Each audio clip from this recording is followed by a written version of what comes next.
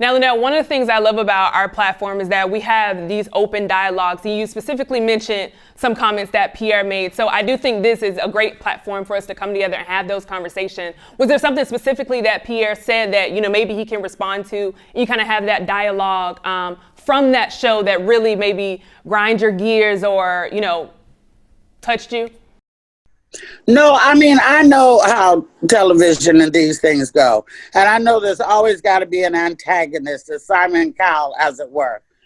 Everybody, you wouldn't have controversy if everybody was like, for everything was just all of the same opinion. So I don't even know if Pierre really bought what he said because he had to do his job, But I know that to judge a movie on its trailer and that's what you have to use to base your opinion, whether you want to see the movie or not, is the trailer. But I think that maybe, we'll talk to him directly. I'll talk to you directly more after you've seen the film. And he may still feel the same way about the film after he's seen it. Everybody got their right to, feel the way they feel. Pierre, what were your thoughts? Right. First of all, I'm a huge Eddie Murphy fan. A huge fan of that first movie. I'm a huge fan. Me and you, I'm a fan of yours now. You know that. I know you for years. Okay. My perspective was of the trailer. First of all, I didn't know it was 32 years. The story was 32 years later. It didn't say in the trailer it was going to be 32 years later. So I didn't know. I didn't know if it was a reboot. I mean, it was, just part two the next day or next week. A sequel, right? I didn't know if it was going to be that. And I think because I love the movie so much, I don't want to see it something go wrong with it. And when you put 32 years in between something, sometimes it can go wrong. And from my heartstrings of loving that movie, I didn't want to see it go bad. You know what I'm saying? So I gave my opinion of saying, I hope it didn't. I didn't say I wanted to do bad. I didn't like the movie. I wanted to go negative. First of all, when black actors are working, I'm happy as hell. I'm excited. Like I said, Eddie Murphy's the GOAT to me. I wanted to be well. But you don't want to see sometimes a classic not do well.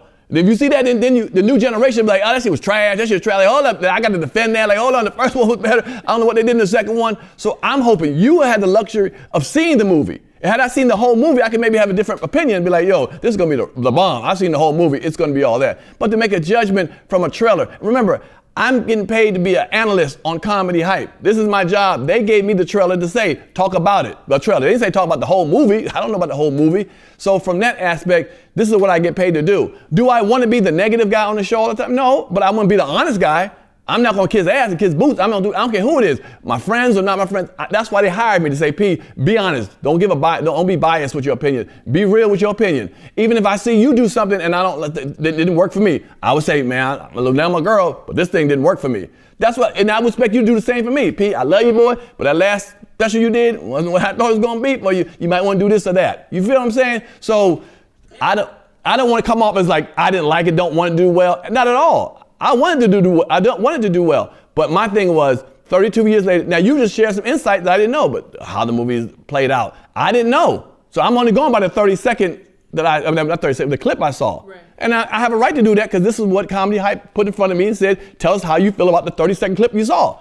I'm not going to call everybody, I'm not going to call Luenell, let me know what I need to say about the damn clip real quick. If I can say something, click. You know what I'm saying? So that's my opinion.